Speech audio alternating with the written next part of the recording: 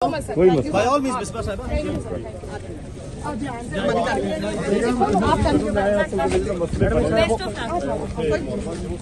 चलेगा जाइएगा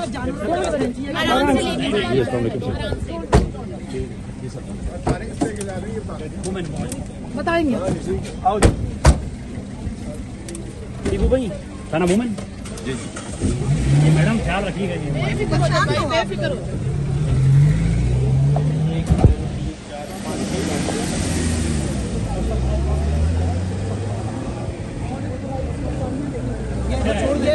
यही बनाए ना सर 7 गाड़ी हैं टोटल 7 गाड़ियों में ये वाली उनकी गाड़ी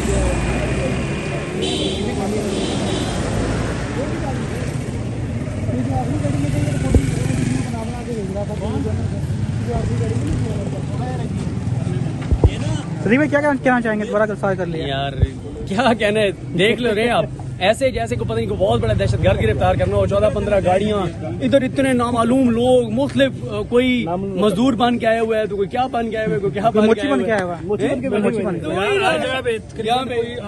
भाई 23 गाड़ियां मुख्तलिफ नाके लगा के एक लेडी को गिरफ्तार करने मतलब कोई शर्म की बात है। औरत का इतना डर है, वहीं से गिरफ्तार कर लेते हैं, वहीं से कर लेते वहीं से कुछ था नहीं, बाद में बनाया आराम से।